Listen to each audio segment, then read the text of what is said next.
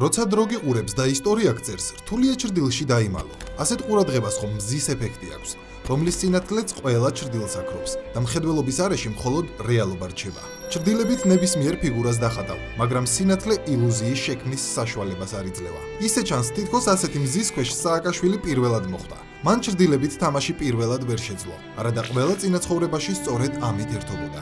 შევარდნაძის გუნდში სახელმწიფოს აშენებდა. ის რომ ხალხი ერის ცვლილებებს და შანსი ამ ცვლილებებს მხოლოდ იყო შევარდნაძის კანდიდატურასთან დაკავშირებული, ეს განცდა იყო.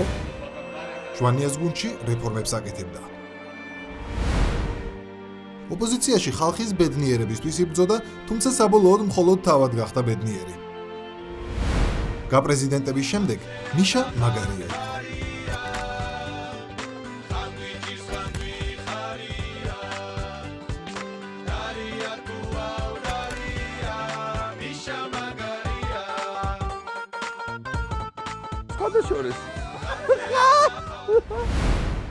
არჩევნებში ტელევიზიო სპექტაკლს და დიადი გამარჯვებისთვის ემზადებოდა. წაგება მისთვის მხოლოდ ოპოზიციაში გადასვლას კი არ ნიშნავდა, არამედ და რაც მთავარია მისთვის მისაღები რეალობის შექმნის დაკარგვის შესაძლებლობას. რატომღაც ისე მოხდა, რომ ყველა ვინც მის რეალობაში ადგილს ვერ პოულობდა, გარდაიცვალა. მაგალითად ზურაბ ჟვანია. ჟვანია ხომ მისი ყველაზე რეალური კონკურენტი იყო. ეს არის ძალიან დიდი დარტყმა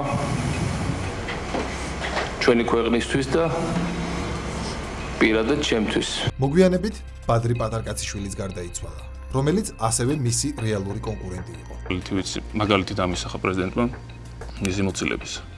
პრეზიდენტმა დაგიკვეთათ პატარკაციშვილის ლიკვიდაცია? კონკრეტულ სიტყვებს ვიძახი. ის უნდა მოვიცილოთ, როგორც მოიცილეს რაფიკ ხარირი. ეს გახდათ ლიბანის პრეზიდენტი, რომელიც ააფეთქეს საკუთარ მანქანაში. დანარჩენების გზიდან ჩამოშორება დიდ სირთულეს არ წარმოადგენდა. ყველა აგენტი, ტერი და მოღალატე გახდა. ამ რეალობასაც მიშა გუნდთან ერთად ქმნიდა. საბოლოო ჯამში ის მიეჩვია მისთვის სასურველ რეალობაში ცხოვრებას, სადაც მას ექსკლუზიური უფლება აქვს ყველაზე და ყველაფერზე. იმაზეც კი ვინ იმღერებს ან იცეკვებს ახალწელს. ვინ ვის გაჰყვება ცოლად და ვინსად გაატარებს არ დადეგებს. ყველა გადაწყვეტილებას თავად ღებულობს. დანარჩენები ასრულებენ. სხვანაირად მას უბრალოდ ვერ წარმოუდგენია. ეს უკრაინაშიც გამოჩნდა. იქ ვერც მერაბიშვილები იპოვა და ვერც ადეიშვილი. ამიტომაც მართვის ნაცვლად დრამების მოწყობა დაიწყო. ყველა მოწინააღმდეგე ჯერ ოლიგარქად მონათლა. ყველა ოლიგარქი პუტინის მონად და პუტინი სამყაროს მთავარბოროტებად. ეს დრამა დაწყებით დაიწყო, თუმცა ვერ დაასრულა. საკუთარი რეალობა ვერ შექმნა, ამიტომაც სიურპრიზად საქართველოში გამოგვეცხადა კონტეინერით. კონტეინერში ორი პრეზიდენტი იყო.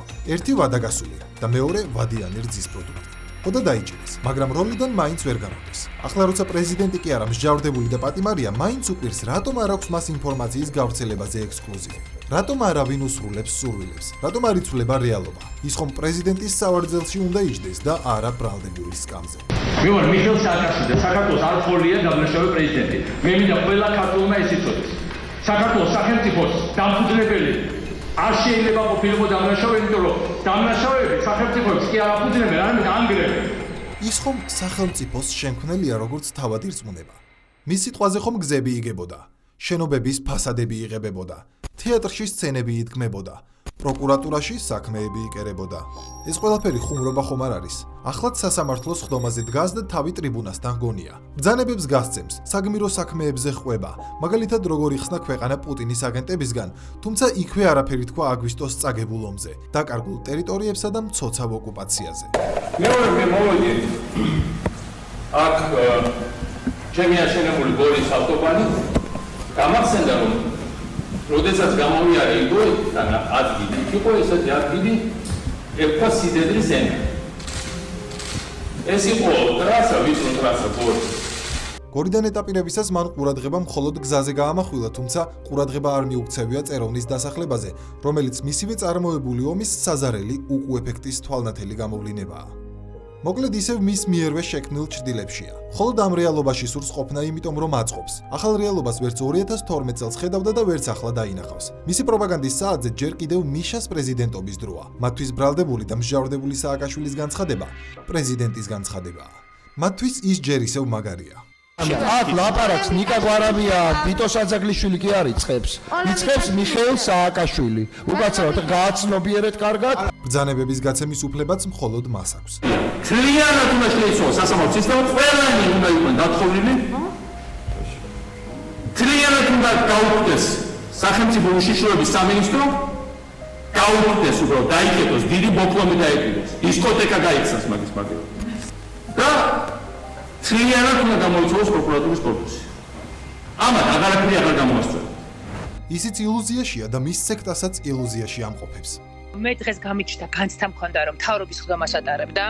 უფრო მეტიც, დავალებებსაც გასცემს სასამართლო დარბაზიდან. გამოდით და შექმენით ჩემი გათავისუფლების შტაბებიო. ასე მინდა ვთხოვო ყველა ადამიანს თავის ეზოში თავის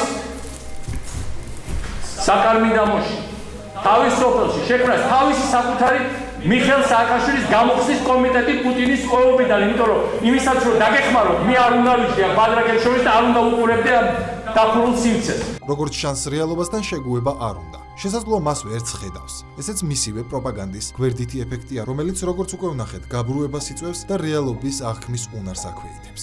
ოსი მე ვარ რეგიონალ პოლიტიკური ლიდერი და მე მაქვს ჩემი პოლიტიკური საქმიანობის დრო და ნამდვილად არ მაქვს დრო ფუჭად ხარჯვის კომედიებზე 4 საათით ადრე სადღაც სარდაფში მოხუჩების და კარგად დამძნილების.